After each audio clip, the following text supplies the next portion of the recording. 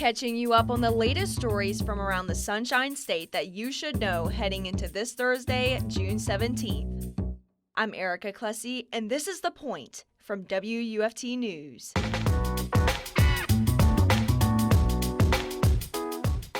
Earlier this week, a motion against Diyonne McGraw was denied by an Alachua County Circuit Judge.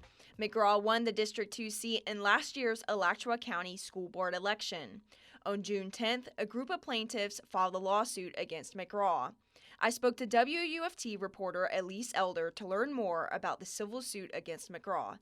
Here's Elise. Diyonne McGraw is a member of the Alachua County School Board representing District 2. However, there has become some controversy because when she submitted her statement of candidacy back in 2019 to the Supervisor of Elections, she confirmed her address as 4331 Northwest 21st Terrace, which is actually within the boundaries of District 4, and this is illegal. So a group of plaintiffs filed a lawsuit pretty recently, June 10th, earlier this month, against McGraw.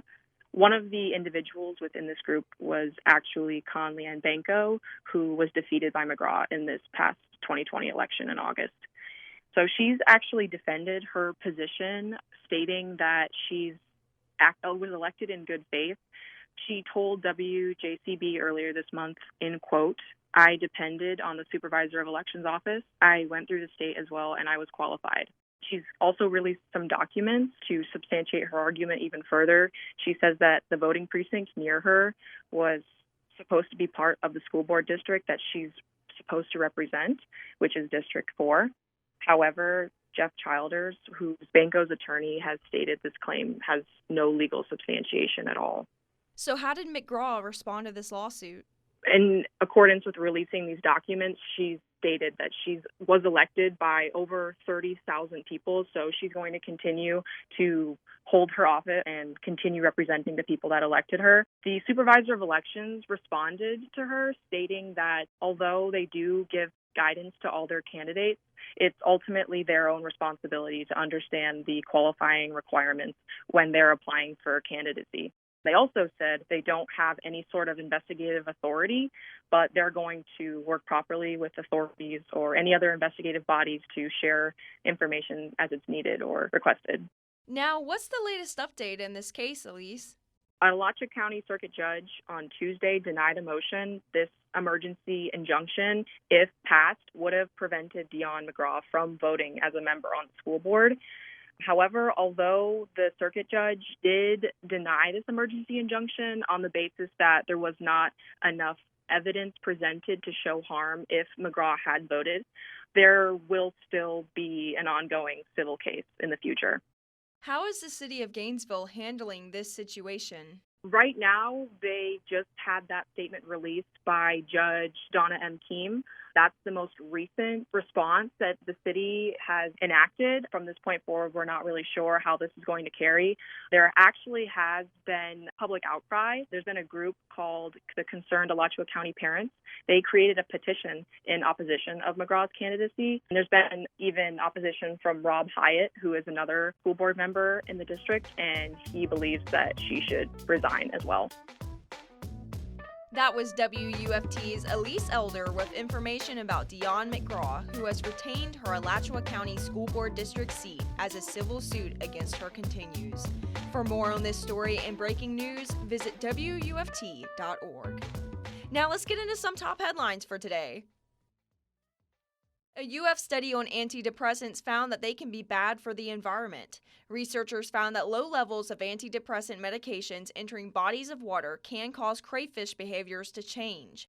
Co-author of the study, Lindsay Riesinger, says that crayfish exposed to the antidepressant came out of their shelters more quickly than crayfish that weren't exposed. This behavior could make them more vulnerable to predators. One big way consumers can prevent pharmaceuticals from entering our water bodies is to dispose of medications properly. The researchers discourage flushing medications down the drain, suggesting that instead, someone disposing of medications should take them to a drug take-back service. In a City of Alachua meeting Monday, Board of County Commissioners Chair Ken Cornell introduced the idea of adding a half-cent sales tax to the ballot in 2022. According to Main Street Daily News, Cornell referred to a current half-cent sales tax that voters passed in 2016. Alachua County has used the tax revenue since then to acquire and improve conservation lands and to maintain local parks and recreational facilities. Cornell said the proposed new half-cent tax could be used for the Board of County Commissioners' top priorities, which include roads, affordable housing, and other infrastructure such as broadband. After getting input from local municipalities, the next step is to poll the community on the idea of the extra tax. Johns Hopkins All Children's Hospital in St. Petersburg and UF Health Shands Children's Hospital in Gainesville share top honors among Florida's pediatric facilities. According to WUSF, the two hospitals tied for fifth best among the best pediatric hospitals in the Southeast in a ranking by U.S. News & World Report. Arnold Palmer's Children's Hospital in Orlando and Nicholas Children's Hospital in Miami tied for the number 10 spot in the Southeast. This is the first year that U.S. News & World Report has produced state-specific and regional rankings. No Florida children's hospitals were included in the top 10 nationally. The rankings come from clinical surveys sent to 200 children's hospitals and a survey sent to thousands of pediatricians. Florida is one of 21 states that has not submitted plans to the U.S. Department of Education detailing how they intend to use the latest round of federal stimulus funds for schools.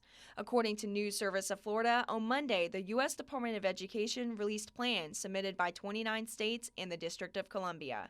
However, Florida missed the June 7th deadline to submit its plan. Florida has been allocated more than $7 billion under the American Rescue Plan Elementary and Secondary School Emergency Relief Fund.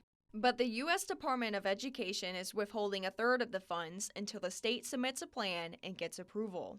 State plans that have been received by the U.S. Department of Education include using money to expand access to COVID-19 vaccinations for staff and students, as well as to offer summer learning programs and to provide mental health services for students.